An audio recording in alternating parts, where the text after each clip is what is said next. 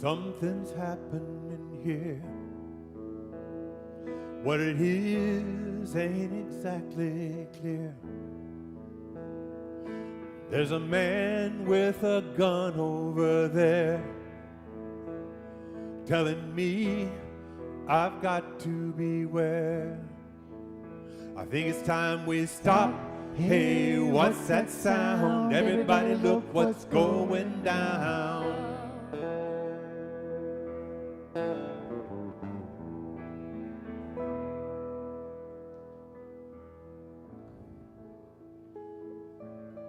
There's battle lines being drawn. Nobody's right if everybody's wrong. Young people speaking their minds are getting so much resistance from behind. Gotta stop. Hey, what's that sound? Everybody look what's going down.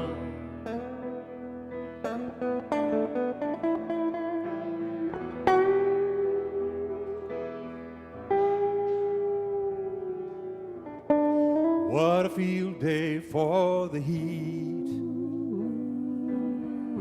1,000 people in the street, singing songs and carrying signs, mostly saying hooray for our side. It's time we stop. Hey, what's that sound? Everybody look what's going down.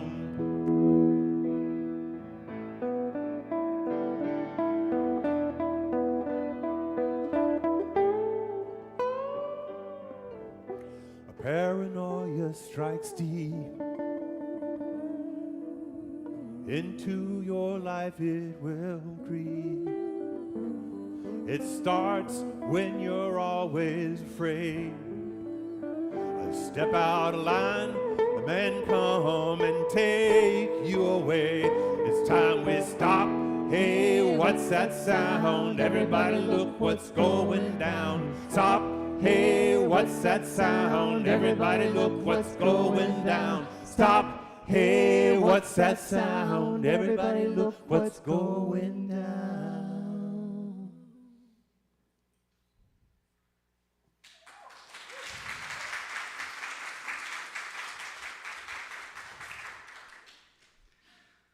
Thank you, Forrest and the crew.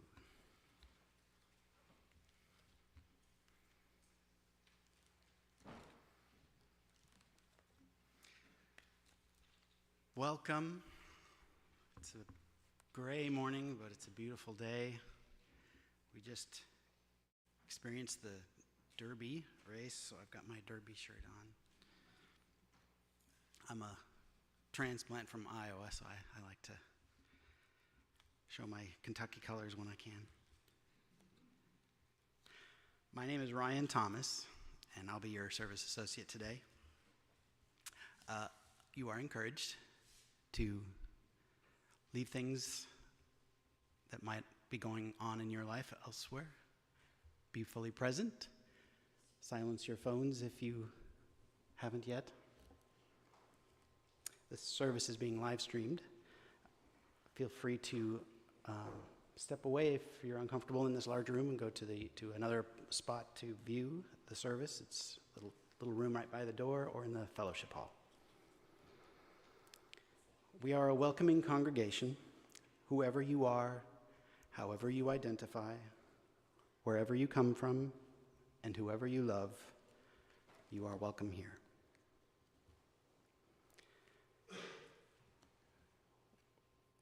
We tend to have a wide variety of beliefs, theologies.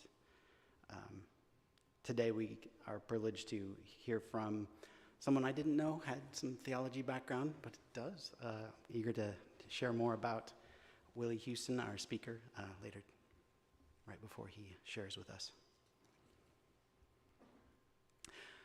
For Unitarian Universalists, the flaming chalice is a symbol of the light of learning and the love of our community. As our congregation's chalice is lit, we invite you to light your own chalice at home. This morning, our chalice will be lit by Linda. Thank you, Linda. May the light we now kindle inspire us to use our powers to heal and not to harm, to help and not to hinder, to bless and not to curse, and to serve in the spirit of love.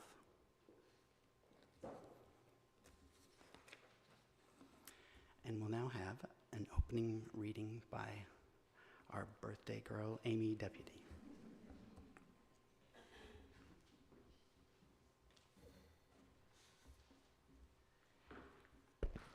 Good morning. The opening reading is Seed Time by James Kenyon. The fields lie swathed in misty blue. Dim vapors crown the wooded height. From every trembling spray the dew shoots back the morning's quivering light. In hollows where the tender fern uncurls besides the glimmering burn, the cool gray shadows linger yet to kiss the pale young violet. Hark, singing through the orchid close and whistling o'er the furrowed plain, the lusty sower blithely goes to drop the golden grain. Clear morning sounds are in the air. The birds their jocund matins swell. Each stream makes music fine and rare. Each fountain rings its crystal bell. Sweet from the morning blooming apple trees come elfin choirings of the bees, and from far uplands faintly born float mellow greetings to the morn. O tuneful world, each wind that blows brings from the field a glad refrain, where singing still the sower goes and drops his golden grain.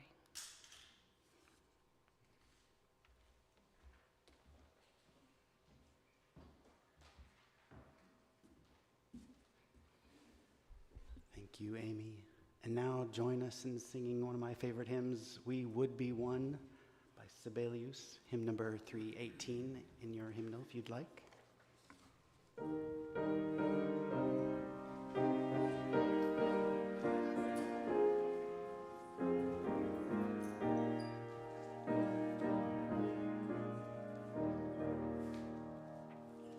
We would be one as now we join in singing a hymn of love to pledge ourselves anew to that high cause of greater understanding of who we are and what in us is true. We would be one in living for each other to show to all a new community. We would be one in building for tomorrow a nobler world than we have known today. We would be one in searching for that meaning which binds our hearts and points us on our way. As one we pledge ourselves to greater service, with love and justice strive to make us free. You may be seated.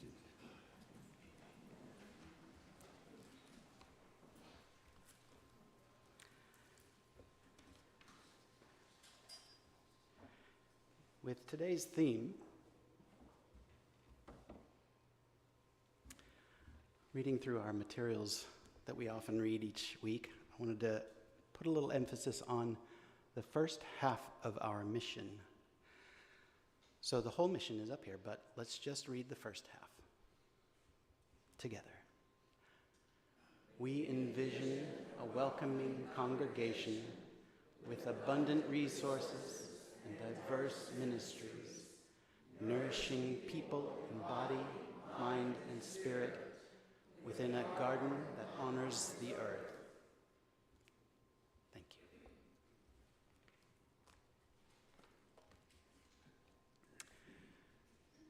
Now we'll sing the children out. Yes, let's sing the children.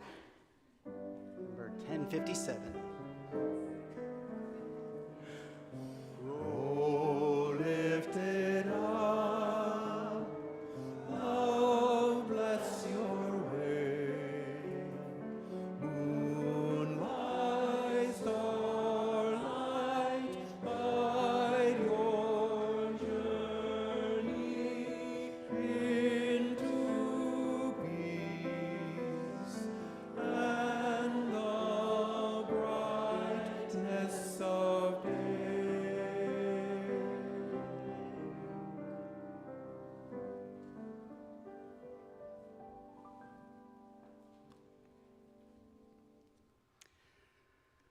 We will now have a few moments of quiet meditation, reflection, and prayer.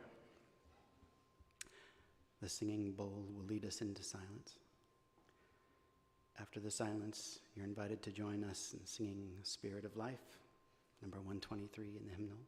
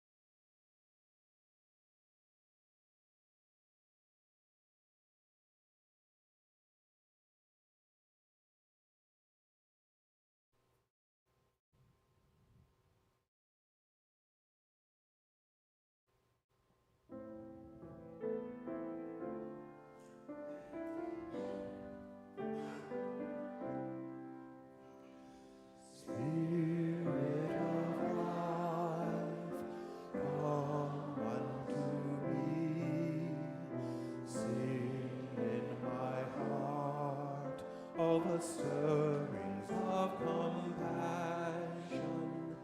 blow in the wind, rise in the sea, move in the hand, giving life the shape of justice. Roots hold me close, wings set me free. Spirit of life,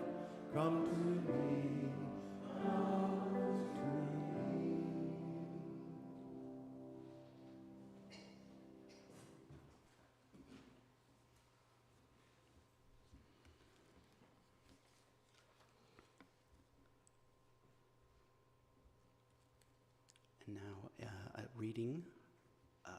Oh, no, this is Connie. Where's Connie? Oh, there it is. Come on. Now a reading from Connie.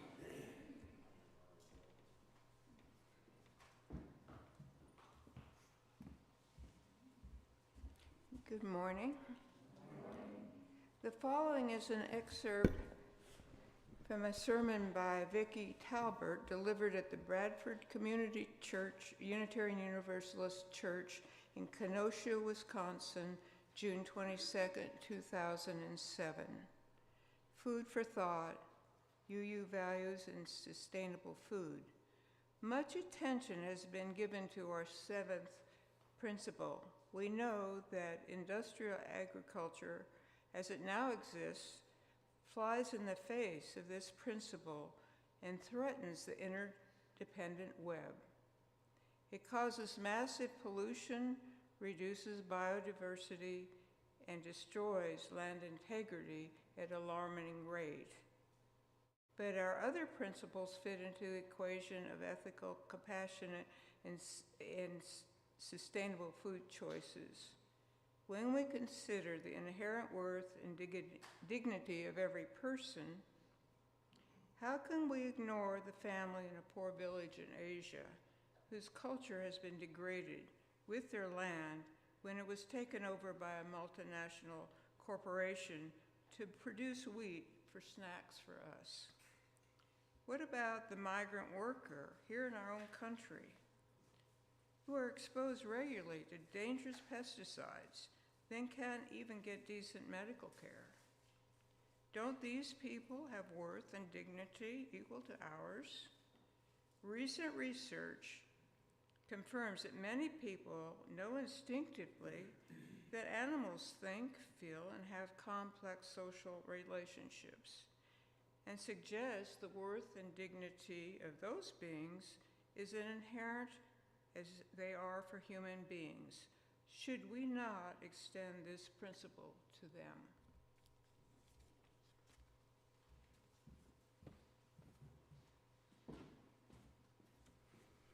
Thank you, Connie.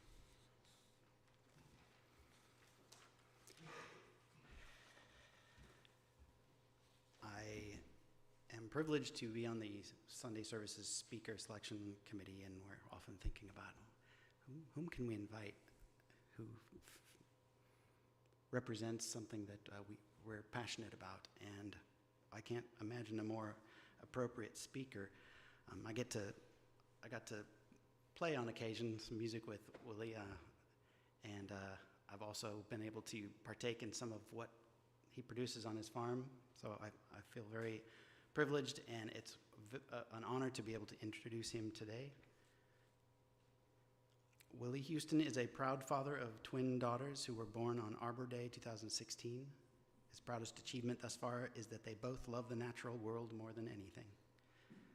Willie grew up in the Northwest Mountains and spent much of his childhood summers in logging camps where his father made a living. Willie is now a proud tree hugger, and he claims that these early experiences in the forest birthed an otherworldly respect for trees, which he is currently incorporating in his silvopasture-based farming systems. He received an American FFA degree in Louisville in 1998. After years of working in industrial ag systems, he found the regenerative light when a friend and mentor handed him the book, The Unsettling of America, Culture and Agriculture by Wendell Berry. Willie received a bachelor degree in religion and then began a graduate degree in theology at Vanderbilt University. While studying in Nashville, his love of music also led him, with banjo in hand, down many roads full of good stories. His winding path eventually led him to Bowling Green when he moved here with his wife, who accepted a ministry calling at First Christian Church. About 10 years ago, they purchased a piece of land where they plan to stay rooted, and where Willie's calling finally found him, and where he finds God daily on the land as a regenerative farmer and aspiring poet. Willie Huston.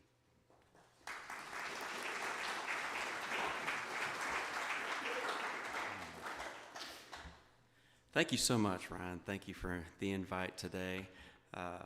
They call me the first dude down at the First Christian Church. I don't get away from there too often. I see that Timothy brought the scripture literally today with these blackberries, so thank you for doing that at the last second. I noticed you doing that. And for out front, I see the wildflowers growing as I walked in. I'm going to start off with a scripture. It comes from Luke 12:27. Consider how the wildflowers grow. They do not labor or spin. Yet I tell you, not even Solomon in all his splendor was dressed like one of these. The false indigo, by the way, started blooming yesterday, in case you're wondering.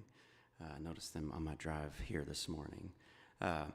The title of my sermon today is, typically I'm doing these presentations on three-tier theology, and I'll get into that, but it's in the form of a sermon today. And it's not too often I get to deliver a sermon, so thank you. The title is Soul Test. My friend and farming mentor, Johnny Ray of High Hope Farm in Mississippi, has recently been taking soul tests of friends, colleagues, and neighbors. When we speak the word soil here in Bowling Green, it indeed often sounds like soul. Two words in one. But if these two imperatives are so related that the health of both the soil and the soul are dependent on the health of one another, in her new book, Serviceberry, which is my new Bible, by the way, Robin Wall Kimmerer states that all flourishing is mutual. It is no wonder that loneliness has creeped into the top 2 list of current endemics. Because we have lost the connection to the natural world, we have lost connection to one another. There is no chance Jesus would be an American Christian in which the creed seems to be based upon prosperity, economic growth, exclusion, strength, and pie in the sky, the ideology that makes us lose sight of the here and now paradise of a planet that we live on. No, Jesus would believe in Kimmerer's gift economy, where neighbors share what they can, an ideology based on giving from where there is an abundance to where there is need, which includes our beetles, worms, and tree neighbors. When our soil is healthy, our souls are healthy. It suggests that we are in communion with one another and taking to heart the diverse and collaborative efforts in which our planet has conducted for millennia.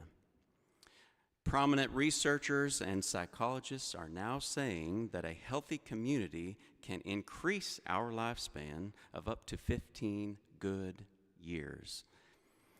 How we treat the soil is how we treat one another, and it is no wonder we are so lonely lately. All we have to do is walk out the door to see the spraying, the tilling of earthworms, the erosion of topsoil, desolate fields where only one thing can grow. We are literally turning into a monoculture. Even the corn must be lonely these days, to use another Kimmerer quote.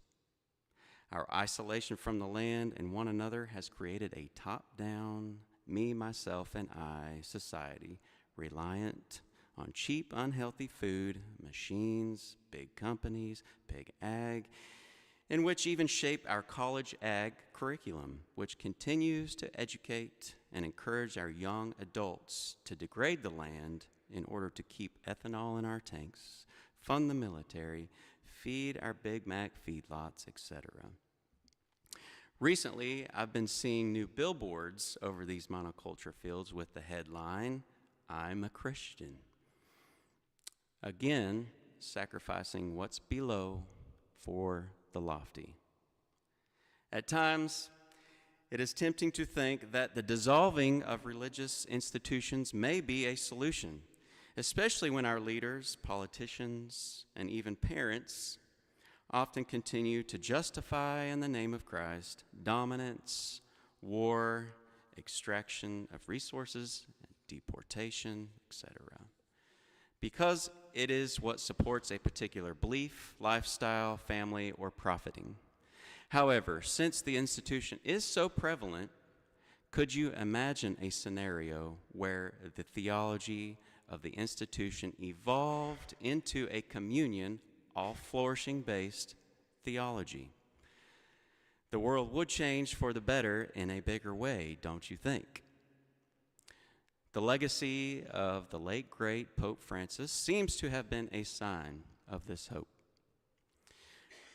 I once overheard the great bluesman, Keb Mo, proclaim, if we properly took care of our planet, racism wouldn't be much of an issue because we would naturally take proper care of one another in our wonderful and necessary differences.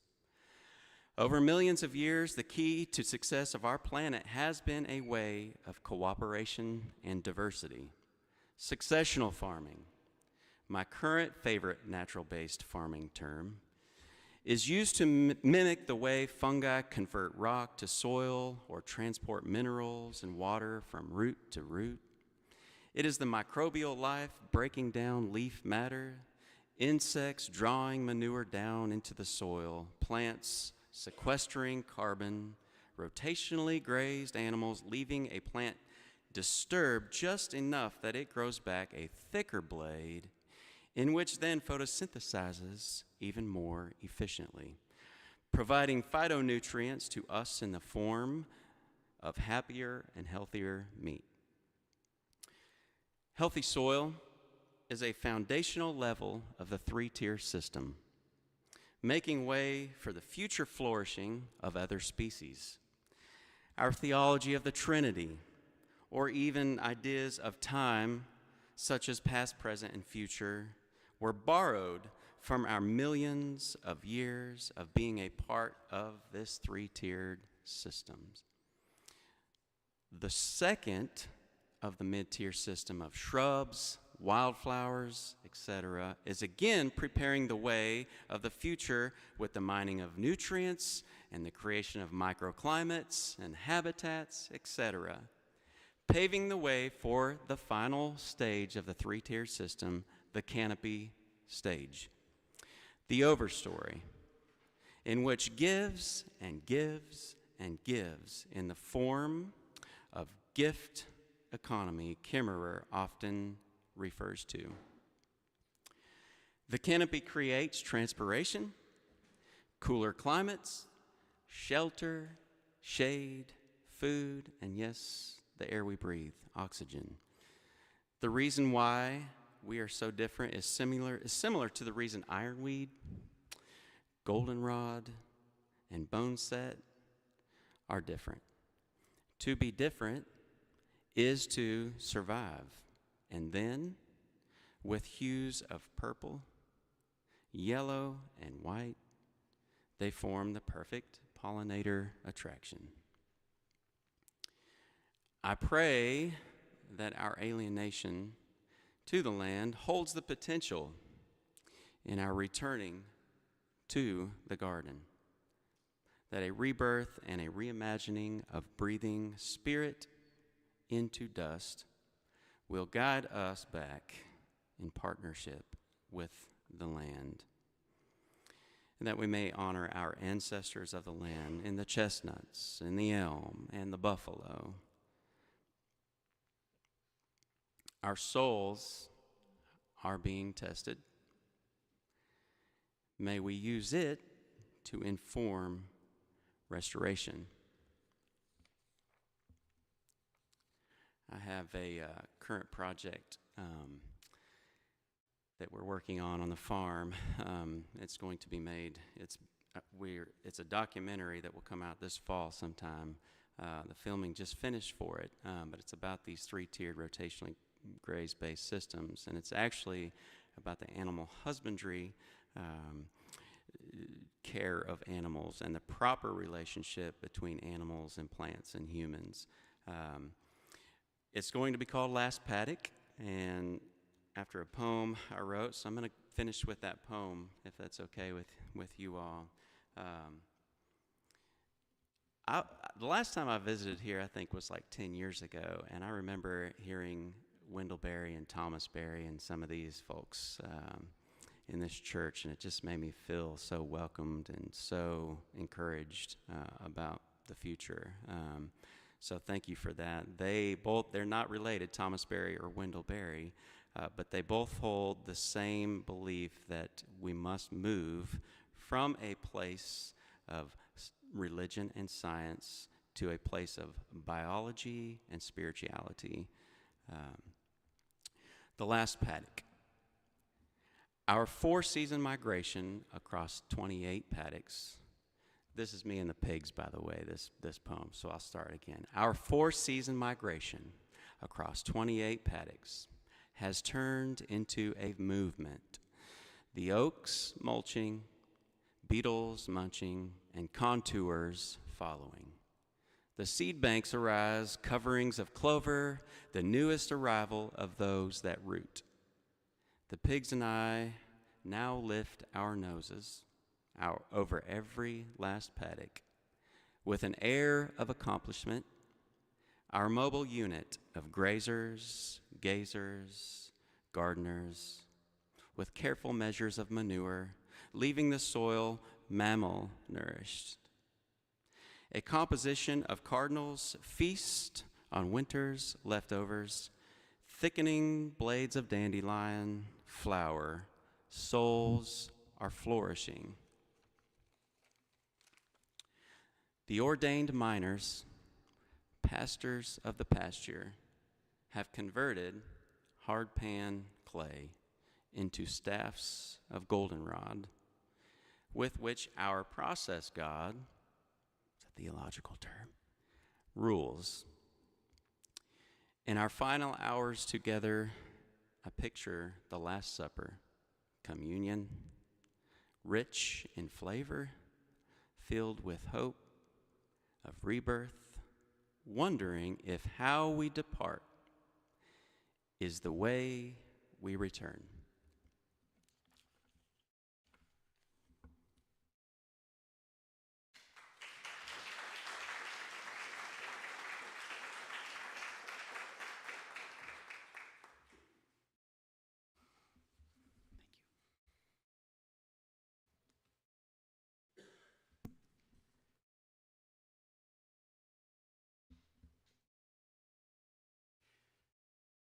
If you have questions about Unitarian Universalism or about joining this congregation, please speak with a member of our membership team.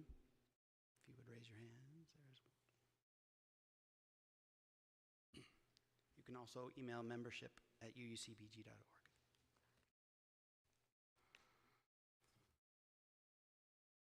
This congregation and the work we do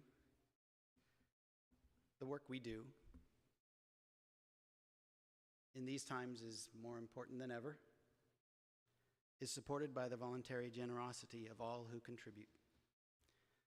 The offering is a sacrament of the free church. You may place your donation in the plate as it comes to you or on your way out.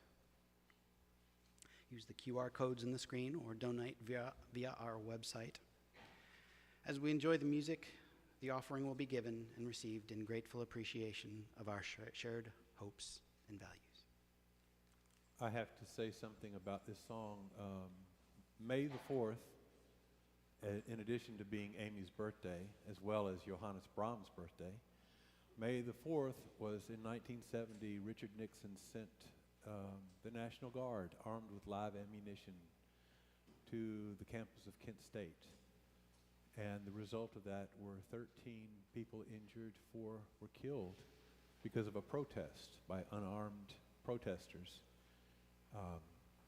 It is a stark reminder that we should always, always, always oppose the militarization of our armed forces against our citizenry. For soul descent, very important.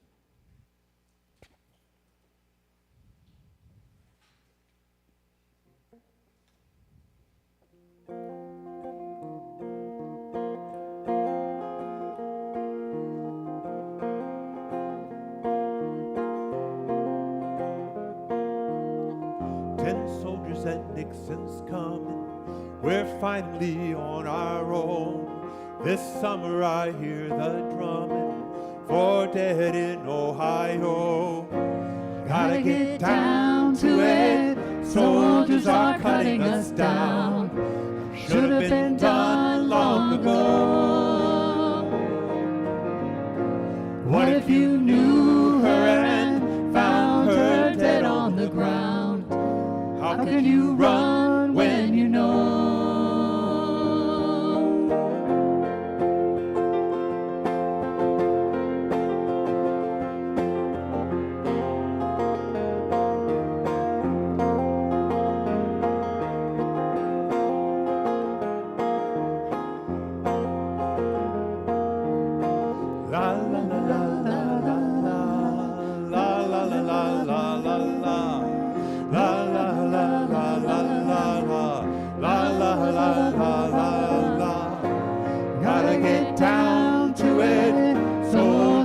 Cutting us down.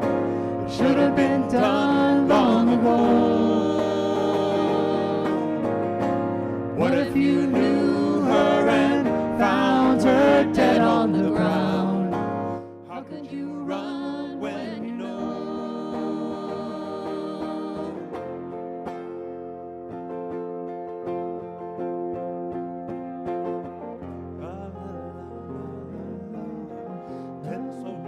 Nixon's coming, we're finally on our own. This summer I hear the drumming for dead in Ohio, for dead in Ohio, for dead in Ohio, for dead in Ohio.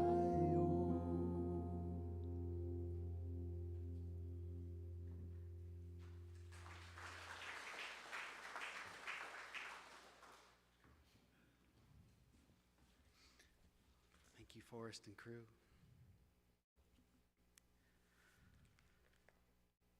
Thank you for these gifts. May we use them wisely in the service of our congregation and the broader community. Next Sunday, we all have purpose from our own Giovanni Berchet. Looking forward to it. And now, our final hymn, and we look forward to Forrest leading us in this. Number 314. This is a new one for us, but it's fairly easy, so I'm going to play it through once so you can hear it.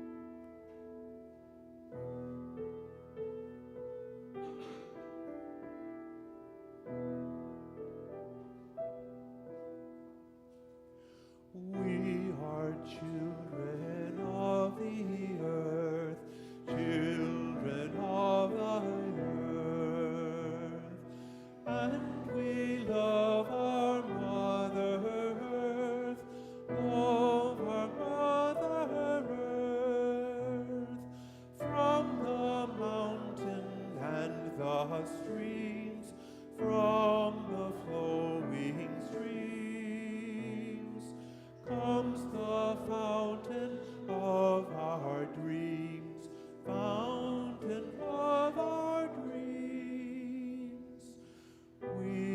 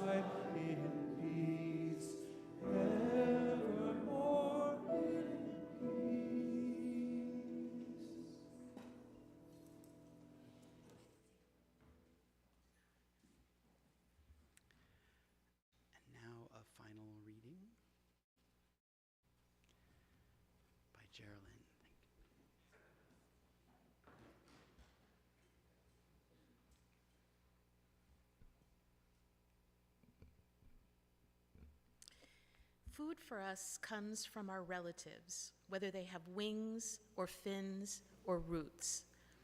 That is how we consider food. Food has a culture, it has a history, it has a story, it has relationships. Winona LaDuke. My mom does not keep a recipe book. Every meal she made was made from memory and intuition. No measuring cups, only the knowledge of her eyes and hands that could measure the exact amount of spices or ingredients needed for the food.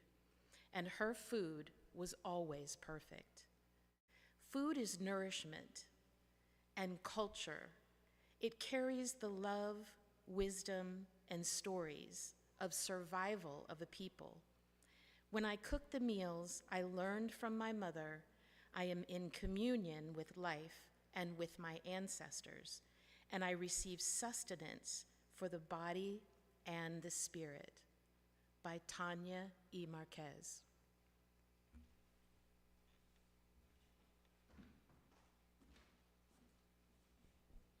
Thank you, Geraldine.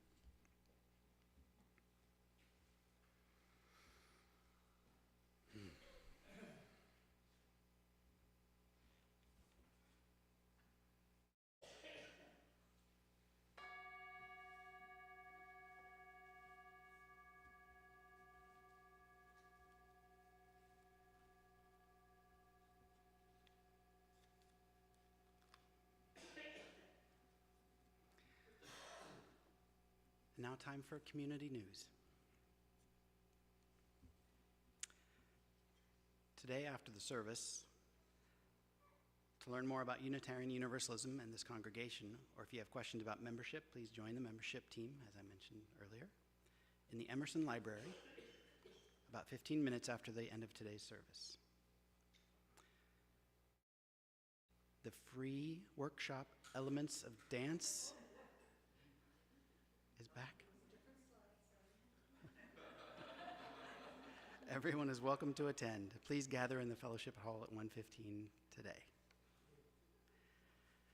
If you've been inspired by today's message to help the earth, please join in our congregation's Adopt a Trail cleanup initiative at Preston Miller Park today. We'll gather at the park at 1 p.m. Trash bags and long-handled grabbers are provided. Also, our UU gardeners meet on Wednesday mornings at 7 a.m. to care for our land. You're welcome to come and help water, weed, prune, plant, harvest, or whatever else needs doing. This coming Saturday, May 10th, you can buy native plants during a special sale at the Bowling Green Farmers Market. Native plants turn a yard or a garden into a habitat and a home for birds, bees, and butterflies. The market is open from 8 a.m. to 1 p.m. Please save the date. The UUCBG's annual congregational meeting on Sunday, May 18th. We'll be meeting in this room at 12:45. Everyone is welcome, and members are strongly encouraged to attend.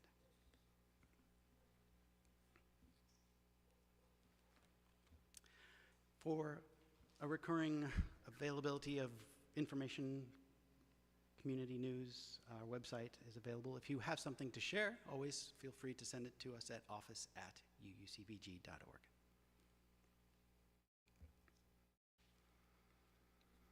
And with that, we'll say farewell to our online friends. We bid farewell to those who have joined us. We invite everyone to share your thoughts about today's service. So if you have any feedback, please feel free to offer it. Not only is the QR code there, but you can send it to sunday-services@uucbg.org. A reminder that next Sunday is Giovanni Berchet, We All Have Purpose.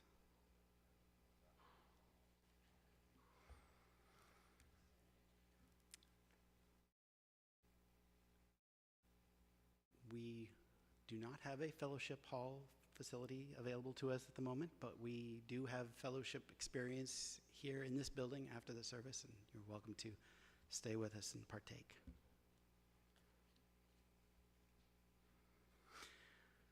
Now it's time for introductions.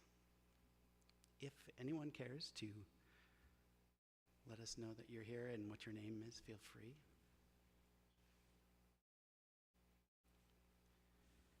Anyone in this